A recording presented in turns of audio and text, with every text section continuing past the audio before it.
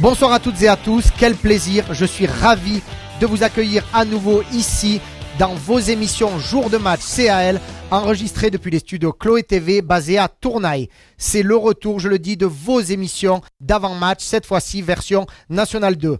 Ce dimanche, vos joueurs ouvrent le bal avec la réception de l'Union Sportive Marmandaise à François Sarrat.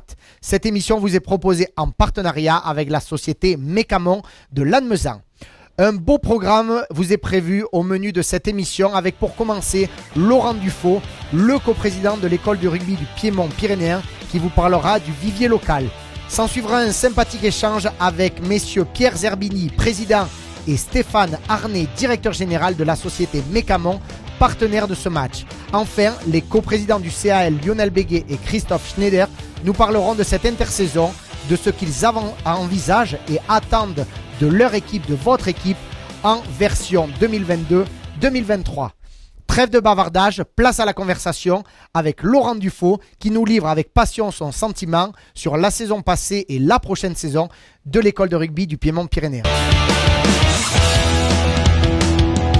Je suis ravi pour démarrer ce premier épisode Jour de match CAL d'accueillir ici en plateau Laurent Dufaux, le coprésident de l'école de rugby du Piémont pyrénéen aux côtés de Frédéric Lassens depuis maintenant 2 ans. Bonjour Laurent. Bonjour. Alors avant de rentrer dans le vif du sujet, pouvez-vous nous expliquer à ceux qui ne vous et nous connaissent pas et ceux qui nous rejoignent ce qu'est et quel club compose l'école de rugby du Piémont pyrénéen? Mais l'école de rugby du Rassemblement Piémont pyrénéen est composée d'une association de clubs locales avec Cap-Verne, La Higuette, Castelnau-Magnoac, Lannemezan. Nous comptions parmi nous Saint-Lary jusqu'à l'an dernier, mais pour des raisons un peu de géographie et de difficulté de maintenir les enfants avec le ski là-bas et avec les distances, ils ont décidé de poursuivre l'aventure seuls et on leur souhaite d'ailleurs bon courage. Et Moréjo qui nous a rejoint pour les U14 pour maintenir un effectif minime chez eux. Alors justement, rapidement, parlons un peu de cette saison dernière. Pouvez-vous nous adresser un petit bilan, un petit récapitulatif de la saison dernière? Mais la saison dernière, ça a été vraiment une explosion en termes d'effectifs. On va en parler, oui. Et donc ça a été quand même pas une surprise parce qu'après les années Covid, on s'attendait à avoir quelque chose qui bouge par nos interventions aussi menées au sein de l'école de rugby. Puis ça a été une augmentation aussi en termes de bénévoles éducateurs. Ça, c'est pas négligeable. Et pour finir sur notre tournoi Berbizier, avec la venue de Pierre Berbizier qui a passé toute une journée avec nous et les enfants. Et c'était une belle réussite pour clôturer la saison, autant sportivement qu'humainement. Alors justement, on entend souvent parler dans les médias. Pensez-vous, par exemple, que les jolis résultats du 15 de France ces dernières années jouent sur les inscriptions des enfants à l'école de rugby? Car c'est en tout cas le cas du côté de l'école de rugby du Piémont pyrénéen avec une belle hausse des adhérents, plus 75%. Est-ce que vous pouvez nous en parler? Oui, certainement. Le rugby maintenant au niveau national est en vogue, quoi. Il y a de bons résultats, ça attire vraiment des foules et on sait que médiatiquement quand ça marche, ça attire des gens à venir pratiquer dans des situations où on dit du bien des clubs. Sûr. Et ensuite nous, c'est vrai qu'au niveau de la formation chez nous, pour ces 75%, il y a quand même toujours Antoine Dupont et Cyril Baye qui ont été formés chez nous, Nance Duquin qui avait joué aussi en junior cadet, donc c'est quand même des apports non négligeables et qui font beaucoup de publicité à notre école de rugby. Des vitrines. Oui, une vitrine bien sûr. Et ensuite bien sûr, moi je pense vraiment que c'est l'intervention de Frédéric avec Rémi Doucet de la Ligue Occitanie qui vont dans les écoles, qui vont vraiment redonner un sens au rugby d'école d'écoles de rugby avec voilà une approche autre que ce qu'on a pu voir à la télé peut-être, et avec vraiment un rugby qui est ouvert à tous et à toutes, parce qu'on a développé notamment l'an dernier une école de rugby avec des filles et des minima 15 et des U12, et ça c'est vraiment des personnages incontestable au niveau de la vision rugby maintenant de nos jours. Au niveau de la Ligue Occitanie, justement, vous avez été primé dernièrement. Dites-nous en plus. Mais oui, en fait, l'augmentation de l'effectif de 75% nous a donné une valorisation au niveau de la Ligue Occitanie. Donc, on a été élu dans les meilleurs clubs de fédéral Ligue Occitanie. Et d'ailleurs, on touche une petite aide pour la formation des éducateurs, et donc c'est du bon travail, quoi. On est très content de ce côté-là, et on est content aussi, moi je tiens à le dire, en tant que première association de Lannemezan au niveau de l'aide de la municipalité, de redonner aussi dans les écoles avec l'emploi de 2 joueurs l'an dernier et puis le bénévolat, aller dans toutes les écoles et toucher un peu tous les publics. Ça nous fait plaisir. Bien sûr. Alors justement, les enfants de vos écoles de rugby, de votre école de rugby, ont repris le terrain de l'entraînement ce mercredi. Parlez-nous un peu de l'avenir. Comment voyez-vous cette saison ? On la voit de bon augure, parce que en fait, je pense qu'il va y avoir encore une augmentation d'effectifs. On a quand même eu à peu près 6 éducateurs cette année par catégorie d'âge. Donc pour pouvoir tourner, parce qu'on est tous quand même des bénévoles, on a le travail à côté, donc c'est pas négligeable. Mais bon, je reconnais que l'augmentation d'effectifs nous fait un peu peur, parce qu'il faut quand même savoir s'occuper des enfants. Donc avec le Lionel Béguet et Christophe Schneider, on est en train d'étudier peut-être la mise en place d'un soutien aux éducateurs pour les années à venir. Bon, en tout cas, on vous fait confiance là-dessus pour l'organisation. On va terminer cette interview par une petite nouveauté que l'on a instaurée avec les équipes du CAL et de Chloé Productions. La petite nouveauté, c'est vous avez la parole. On donne la parole aux supporters ou non des 2 clubs pour venir intervenir dans cette émission. Et justement, la première question de cet épisode, c'est une question de Sonia, maman d'un petit bout de chou de 6 ans, qui aimerait savoir et qui vous pose la question, Laurent. J'aimerais inscrire mon enfant au rugby, mais comme toutes les mamans, j'ai un peu peur à cause des chocs et ce que l'on voit à la télé. Est-ce que vous pouvez un peu me rassurer en m'en disant un peu plus ? Merci et bonne saison au club. Je dirais à Sonia d'amener son petit dès samedi 10h à Lannemezan. D'ailleurs, c'est la section dont je m'occupe. C'est quand même un rugby non contact. Donc en école de rugby, on évite les contacts. Il y a beaucoup de choses qui ont été mises en place au niveau de la fédération pour, dans un premier temps, jusqu'au mois de décembre, mettre du rugby à 7, du rugby touché de main. Donc c'est vraiment quelque chose qui peut intéresser cette dame, amener son petit, parce qu'en plus, c'est vraiment de la motricité, de l'action de balle. Donc il n'y a pas de contact et pas de risque pour son enfant. Et en plus, faire découvrir toutes les valeurs que l'on connaît, que vous connaissez du rugby. On ne va pas les reciter. Mais en tout cas, merci Laurent pour cette réponse. Merci de votre participation. On vous souhaite au nom de toute l'équipe une très belle saison. Bon courage. Et on vous souhaite le meilleur en formant du mieux que vous pouvez les petits et la relève du CAL. Merci de donner de la place à la formation, parce que c'est important. Merci Laurent. Parlons des autres équipes du CAL, avec à commencer les cadets nationaux qui démarrent leur saison par un match amical ce samedi à Auch à 16h30. En ce qui concerne les espoirs nationaux, un tout nouveau duo d'entraîneurs débarque, ou plutôt revient sur le plateau, avec Stéphane Zampar en charge des avants, ancien entraîneur de Quarasnaï et d'Oloron, et enfin David Marc en charge des lignes arrières, passé par Cap-Vert, Saint-Lary et Saint-Gaudens. Vous vous en souvenez bien sûr, 2 anciens joueurs de Lannemezan qui tenteront de guider la relève de l'équipe Fagnon dans une poule régionale mais très relevée, avec notamment Florence, Auch, Tyros, Anglette et Saint-Jean-de-Luz. Dans les matchs de préparation, votre équipe espoir s'est inclinée 2 fois, 14-7 de justesse face aux voisins, le Stade Bagnérais. Et enfin 19-28 face à ceux du Stade Montois qui évoluent dans une division supérieure. Ce dimanche à François Sarrat, c'est face à Florence que vos espoirs débuteront en levée de rideau à partir de 13h30. En tout cas, on souhaite une très belle saison à tout ce jeune groupe. On reviendra plus en détail avec eux en rentrant dans les coulisses avec des interviews qui tournera autour de cette équipe. Partons à présent à la rencontre de Pierre Zerbini, le président, et Stéphane Arnay, le directeur général de la société Mécamon de Lannemezan, le partenaire de ce match. Le partenaire de ce match, de cette première rencontre avec la réception de l'US Marmande, sera ce dimanche Mécamon, la société Mécamon de Lannemezan. Et je suis très heureux d'accueillir ici en plateau Pierre Zerbini, président, et Stéphane Arnay, directeur général de la société Mécamon. Bonjour messieurs. Bonjour, bonjour. Alors, première question, j'ai l'habitude de la poser à tous les partenaires de match. Depuis quand supportez-vous le club de Lannemezan? Quels sont vos liens avec le club local? Eh bien, on soutient le club de Lannemezan depuis plus de 3 ans. Puis nos liens, c'est essentiellement des liens très forts au départ avec les anciens présidents, les nouveaux bien entendu, et puis toute l'équipe qui est derrière eux, et aussi des joueurs qui y travaillent certains dans notre entreprise.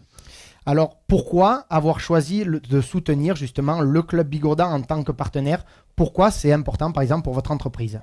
Notre entreprise, elle est située sur le bassin, bien sûr, sur la mairie de Lannemezan.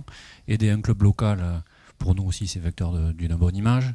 Dans notre entreprise, on a des jeunes qui travaillent, qui nous donnent un bon coup de main et qui font de bonnes prestations et qui fassent aussi de bonnes prestations sur le terrain lannemezanais. Alors, même si la société Mécamon est du moins de nom très connu sur le plateau, pouvez-vous présenter à nos téléspectateurs votre entreprise et vos activités? Notre entreprise, on a fêté les 40 ans l'hiver dernier. Elle a été créée en 1981 par Tony Miranda à Haro à l'époque. On a déménagé en 2015, on s'est installé sur l'ancien site lannemezanais de Péchine Aluminium. Aujourd'hui, on a grossi, on est passé de 5 salariés il y a 40 ans à 108 en ce moment. Donc nos activités, c'est l'activité historique, la remontée mécanique, la maintenance sur les stations de ski. On s'est développé également sur le milieu urbain, le transport par câble. Et puis progressivement, notre entreprise s'est diversifiée dans l'industrie, la maintenance des équipements hydroélectriques. Et aujourd'hui, on est composé donc d'un bureau d'études qui est reconnu dans notre profession, des équipes ateliers où on est capable de travailler les métaux, l'acier, peindre, couper, souder, usiner, concevoir des machines spéciales, et puis nos équipes terrain qui permettent d'installer, maintenir et intervenir dans différents domaines et par tout temps. Voilà. Très bien, merci pour cet état des lieux complet. Pour reparler rugby, qu'attendez-vous en tant que partenaire, mais aussi on peut le dire supporter, des Rouges et Blancs cette saison? Mais on attend ce qu'ils fassent la meilleure saison possible, une qualification pour les phases finales, ça serait très bien pour le club, et peut-être un beau parcours en phase finale si c'est possible. Écoutez, en tout cas, voilà le souhait de l'un des partenaires du CAL à eux, aux joueurs de mouiller le maillot. En tout cas, merci messieurs Zerbini et Arnay d'avoir répondu à notre invitation. On vous souhaite dimanche, on se donne rendez-vous dimanche, pour le coup d'envoi peut-être. Oui, pour le coup d'envoi, ouais. Avec plaisir. Merci. En tout cas, merci beaucoup et bonne saison à vous. Et ici, c'est le plateau.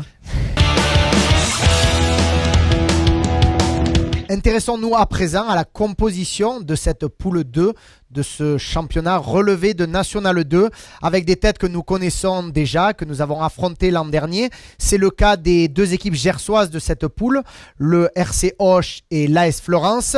On retrouvera également les Basques de l'Anglette Olympique et de Saint-Jean-de-Luz.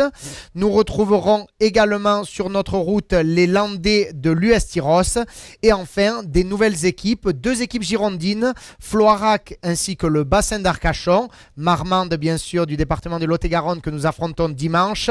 Du côté des Hautes-Vienne, le club de Limoges qui a aussi validé sa montée en National 2 et enfin nous le pensons et Il se murmure que ce seraient les deux équipes, les deux gros favoris de la poule.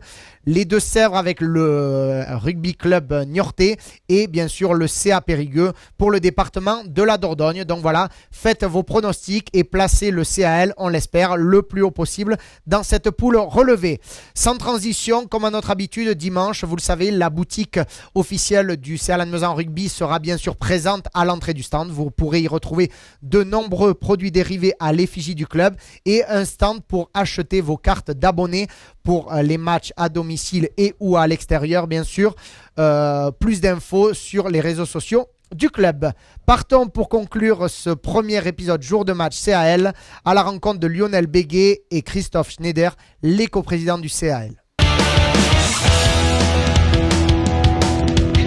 Je suis ravi d'accueillir ici en plateau les deux coprésidents du CAL, Lionel Béguet et Christophe Schneider, qui vont vous parler de la saison précédente et bien sûr de la saison actuelle que vous attendez tous.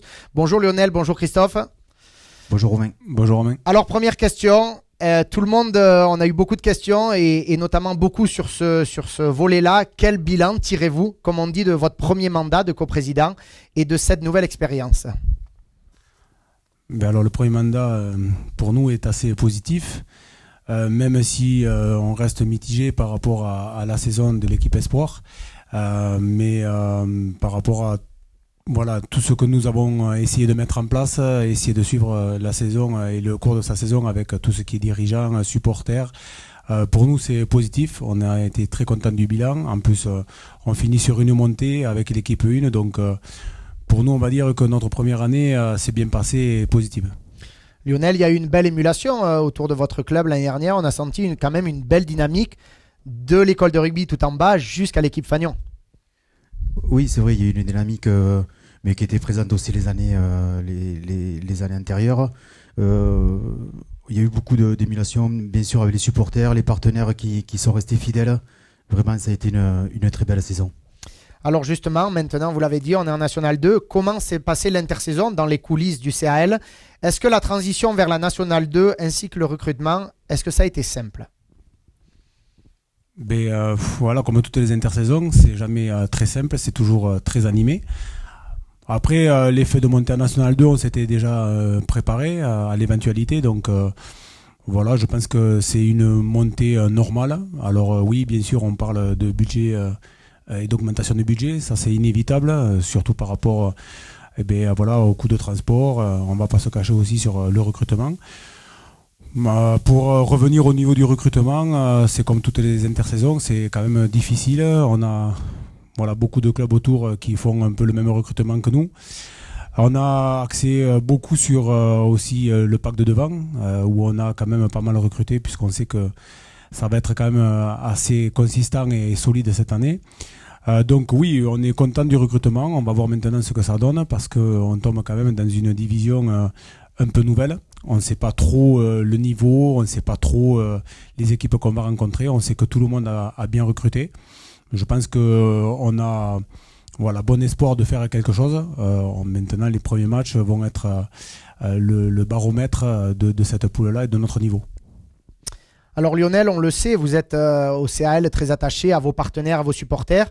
Vous avez même déjà créé une première manifestation pour les partenaires dernièrement, ainsi qu'une belle présentation des joueurs à la zone commerciale Intermarché Cap-Verne. Racontez-nous un peu ces deux moments. Mais la première soirée, c'était avec les partenaires. On l'avait déjà réalisé avec Christophe l'année dernière. Oui, ça s'est très bien passé. C'était animé on l'a fait chez Gilles Capel au Prévert. Beaucoup de partenaires ont répondu présents et vraiment on a passé un très très bon moment. Une première rencontre qui en appellera d'autres, j'imagine, tout au long de la saison ? Oui, déjà là, on l'a fait l'année dernière aussi. C'était un peu la présentation, faire un petit bilan de la saison d'avant, une présentation de cette saison qui arrive et surtout de passer un bon moment avec nos partenaires parce qu'on ne s'était pas vu depuis le match de la montée. Et oui. Et Christophe, la présentation des joueurs, comment ça s'est passé ? Mais la présentation des joueurs s'est très bien passée. Donc on a essayé de délocaliser un petit peu cette présentation qui l'année dernière avait eu lieu au stade. Donc on a décidé de la faire chez un partenaire majeur du club, donc qui est Intermarché, mais aussi avec toute la zone. qui a réuni donc toutes les enseignes de la zone. Donc c'est grâce à monsieur Olivier Cagliaris. On a été très contents, on a eu beaucoup de monde. Bon voilà, donc ça s'est passé autour d'un petit apéro au départ avec une animation et un show de danse. Et ensuite on a fait la présentation des joueurs qui ont eu la chance de côtoyer nos supporters et nos dirigeants et nos partenaires. Voilà, je remercie aussi les joueurs qui ont fait, alors c'est pas l'effort, mais qui ont grandement joué le jeu et qui ont servi nos supporters et nos dirigeants. Donc c'était vraiment une soirée conviviale et voilà, tout le monde a pris du plaisir.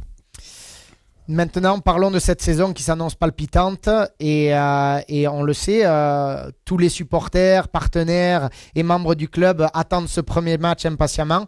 Comment, vous, en tant que coprésident, vous voyez les choses et quels sont les objectifs que vous avez fixés à votre staff et bien sûr à vos joueurs? Bon, déjà, l'objectif, il est très clair, ce serait le maintien. Parce que dans cette poule, on sait tous, il y aura 2 descentes directes. Donc, si on peut se maintenir, ça sera très bien. Et ensuite, le premier match, on reçoit le club de Marmande. Marmande qui a vraiment un gros paquet. Donc, on verra dimanche à Sarlat. Mais effectivement, notre objectif à court terme, ce serait de gagner quand même dimanche. Christophe, j'imagine tu partages à fond. Oui, je partage à fond ce que vient de dire Lionel. Bien sûr, c'est le maintien. Après, on est surtout attaché à que tout se passe bien entre les équipes. On veut vraiment faire une cohésion entre l'équipe espoir et l'équipe première, parce qu'on sait qu'ils vont pas jouer tout le temps ensemble. Donc, oui, c'est important pour nous de garder cette cohésion. Et ensuite, on pense aussi, comme l'a dit Lionel au départ de cette interview, à toute l'école de rugby, à tous les cadets et juniors. Je pense qu'il va y avoir de bons matchs aussi. Ils vont venir jouer en levée de rideau de la une aussi, donc on va essayer sur les objectifs de l'année prochaine d'avoir une cohésion sur tous les étages du club. Terminons cette interview bien sûr par la question, la rubrique vous avez la parole et la parole est donnée à l'un des supporters des 2 équipes et cette fois-ci c'est Thierry qui s'adresse à vous les 2 coprésidents, donc il me faudra 2 réponses. Qu'est-ce qui est le plus dur et qui fait le plus monter la tension, la pression? Vivre un match en tant que joueur sur le terrain ou depuis le long de la balustrade avec la casquette de coprésident? C'est pas la même pression. Alors non, c'est pas du tout la même impression. Alors moi, à titre personnel, je préférais être sur le terrain. Mais bon voilà, après on gère, c'est compliqué, c'est stressant, parce qu'on est impuissant en fait. Donc on fait confiance. Mais c'est vrai que c'est pas évident, surtout quand il y a beaucoup de pression, qu'il nous faut un résultat, qu'on sait que le match est hyper important, même quand on a des partenaires, de le vivre dans notre coin. Alors on essaie de participer sur des regards avec les joueurs, sur des regards avec le staff. Mais bon voilà, ça se passe bien quand même, on apprend à gérer et franchement c'est un plaisir de vivre ces matchs-là. Lionel, pour toi? Oui, pour ma part, c'est notre type de pression. Les joueurs, moi j'étais joueur, on était joueurs, les joueurs actuels ont la pression quand même du résultat, ceux qui sont sur le prêt. Après, la pression de coprésident, je dirais qu'elle n'est pas seulement à 15h le dimanche, elle est quand même toute la semaine, parce que je répète souvent, à 15h c'est le dessert, oui. Mais toute la semaine, il faut préparer les événements, il faut préparer le suivi du club et le fonctionnement. Donc c'est une petite pression, pour ma part, souvent je regarde le match seul. Et après, ça se passe bien. Eh bien, écoutez, en tout cas, merci beaucoup Lionel et Christophe. On vous souhaite bien sûr, comme à tous les membres du club, une très belle saison, à commencer par une victoire dimanche. Oui, merci beaucoup Romain. On espère, merci Romain. Après ce point complet et précis sur l'état des lieux du club à l'aube de cette nouvelle saison par les 2 coprésidents du club, faisons un point maintenant sur le recrutement de votre équipe première avec l'arrivée de 16 nouveaux joueurs dont nous présenterons et nous les mettrons en lumière dans cette émission. Avec Peter Franz Temet, le pilier sud-africain en provenance de Dax, Bilal Dikal, pilier qui nous vient de Lombès Samatan, Thomas Mamou, notre pilier en provenance d'Oloron, et enfin en pilier Loris Ponté et Gauthier Barros qui nous viennent d'Aubenas et du voisin le Stade Bagnéret. Le talonneur du Stade Tarbé, Léo Poc, nous rejoint. Ensuite, 3 deuxièmes lignes, Denis Van Dishken, un Hollandais qui arrive de Groyer, Adrien Rabi, deuxième ligne sud-africain qui nous vient d'Afrique du Sud, du Cap, au sein du club de Hamilton RFC. Et enfin Petro Kobylianski, deuxième ligne ukrainien qui nous arrive de Russie, du club de Krasny Yar. En troisième ligne, Léo Noël, troisième ligne qui nous vient du Stade Tarbé. Damien Dupuis, que nous vous présenterons demain dans cette émission demi de mêlée de l'entente sportive des Baronnies. Hugo Pérez, demi de mêlée de Pamiers. Arnaud Espilondo, ouvreur ou arrière qui nous arrive de Quarasnaï. Pablo Gallès, ouvreur qui nous vient de Castelnau-Magnoac. Thomas Pourcharet, un 3/4 centre de Castanet. Et enfin Valentin Cugnot, ailier qui nous provient de Niort. Nous souhaitons bien sûr à tous ces joueurs un bel accueil, la bienvenue sur le plateau et nous espérons et nous souhaitons que tous les supporters les accueilleront comme il se doit à compter de dimanche pour ce premier match. Et oui, ça passe vite, c'est déjà la fin de ce premier épisode jour de match CAL en partenariat avec la société Mécamon de Lannemezan. Rendez-vous demain, même lieu, même heure, pour faire connaissance avec l'une des recrues de cette saison, Damien Dupuis. Entendre également les réactions de la partie adverse de l'US Marmande avec le directeur sportif Cédric Bachelot. Et enfin, découvrir une nouvelle tête sur le banc du staff du CAL, Samuel Bretous, nouvel entraîneur des 3/4. Je vous souhaite une très bonne soirée et je vous dis à demain, 19h. Bonne soirée.